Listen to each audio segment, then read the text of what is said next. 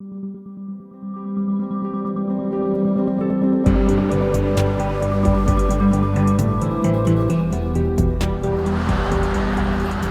are here at Union Baptist Church. This church was founded by the Clotilda Africans. Here is depicted their American names, their place or their African names, and their place of origin from whence they came in Africa. In 1808, it became illegal to bring Africans into the United States for the purposes of slave trade. Here in Mobile, in 1859, a very wealthy shipping magnate by the name of Timothy Mayer made a bet with some of his cohorts. He bet that he could send a ship to Africa and bring back 110 Africans and sell them and disperse them into the north of Mobile County. So he commissioned Captain William Foster, and they outfitted the schooner Clotilda with enough lumber to fashion a slaver. He could not leave the city of Mobile with a ship in the condition of a slave ship, obviously because it was an illegal act at the time. And so the ship got underway and it made its passage to Benin, West Africa, in the kingdom of Dahomey, where they fashioned the Clotilda into a slaver. They took on the Africans and they transported them across the across the Atlantic Ocean into the United States here in Mobile. They towed the ship up the river under cover of darkness to hide their dastardly deed. And the Africans were disembarked under this bridge that's sitting behind us, which is aptly named the Cochrane Africatown Bridge. It is fashioned purposefully so that the spans mimic the sails on a ship. They then took the ship north into the delta, sank it, and burned it to destroy the evidence. That was 1860. 5 years later, President Lincoln freed the slaves.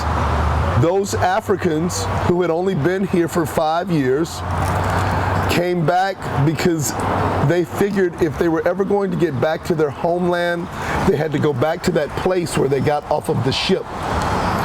And so they came here. And unfortunately, they never made it back home.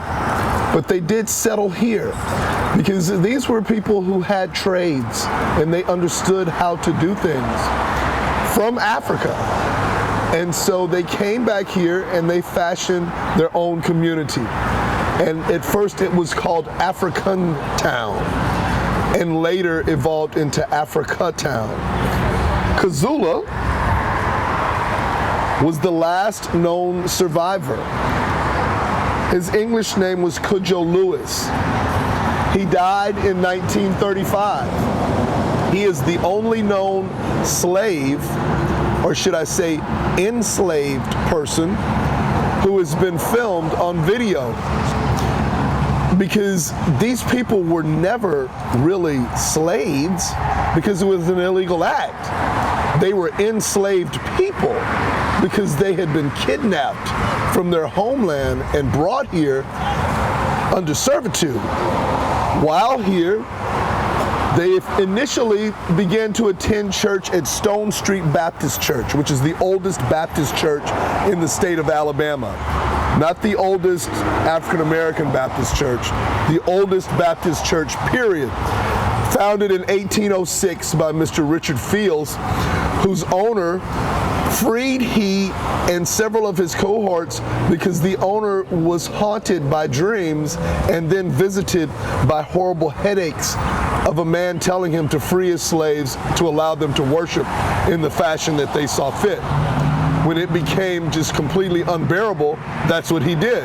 So the Africans began to worship with Stone Street, and then they eventually amassed enough resources to start their own church here.